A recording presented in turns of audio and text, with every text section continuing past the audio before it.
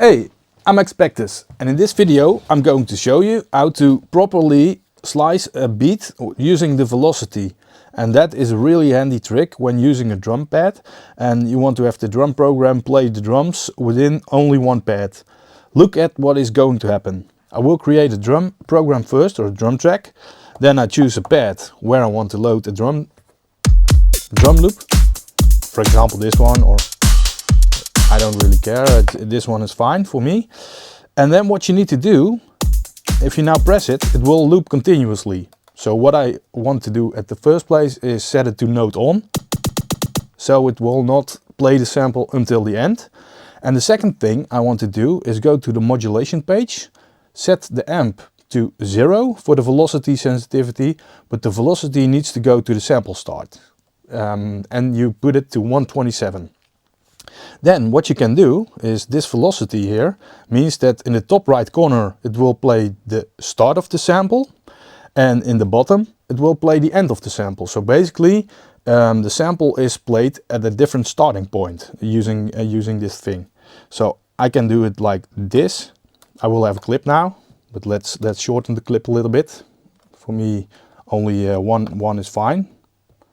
So we have 16 steps now. So this is the max velocity, and then I will go just like this to get to 0. This one is a tricky one because this is the velocity as played, as you see. So I don't have it, but I just fake it by using another pad. So this one is cool, or this one, doesn't really matter.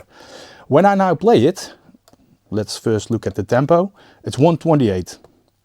When I now play this sample, you hear it's being triggered properly. I can now also go and slow it down. It's re-triggered every time. And since it's in one note mode, I can go to the envelopes, for example, and then I can create some steps here, for example, like this. Maybe I don't want to release, I only want to have the decay, like this. Maybe this sounds properly. So now it re-triggers the sample, and you can look at that if you go to the sample edit. You see where it is played. So basically the pointer where it starts is shifting forwards.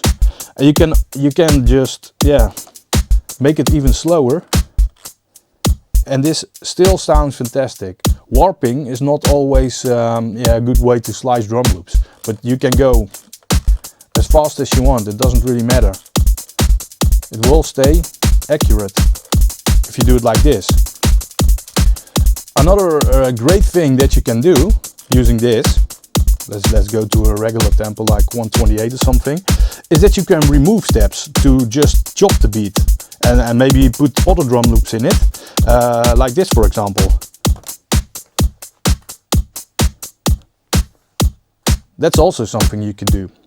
But let's undo, because there is some caveat to this, and that's basically, normally what you could have is that your sample is too long. This only works when there are 4 kicks in the sample, so 1 bar. Otherwise it will play at the double tempo, for example. If you look, I already prepared this sample so it has 4 bars. But normally if you have, for instance, 8 kicks, it will play at double tempo. But the trick is, and you just saw what I did, is to double tap the end in the sample and just divide it by 2. And you will see, if I now divide it, it plays the correct tempo. Would I do it again, it would be half tempo. Or even more. And now you get into more or less granular territory. But I don't recommend that for drum loops, but you can experiment however you like, of course. Let's go to regular tempo, this one. And now you have the proper drum loop, and it's triggered in here. As said, it follows the tempo and it works perfectly. And you can do it for any drum loop. If I want to have another one, I just load another drum loop. Let's see, this one, for example. I go to the sample, I press shift click, or I click edit and then the sample. It will go into the sample. Need to go to the modulation page, amp to 0, sample to 127 and note on. So it will not trigger. So I can do, for example, this, and then I will mash up 2 drum loops. So this one will play the on beats and this one will play, for instance, the off beats. So I now have mashed up 2 drum loops. Don't know if it sounds good, but you can do it, of course. Or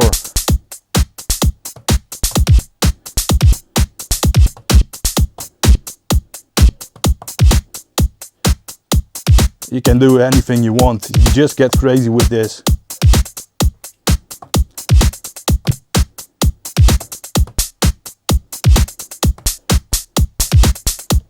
And you are just remixing beats on the fly with this. So yeah, the nice thing in this is, you see, it's just slicing, remixing and all these kind of things. And I even forgot to make this one divided by 2, so it is at double tempo.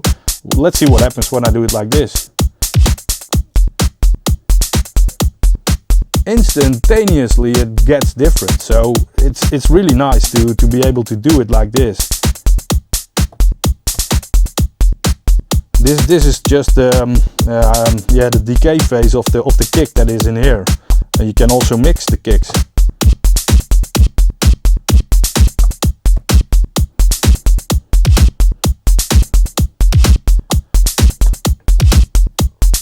Just get creative and play with it.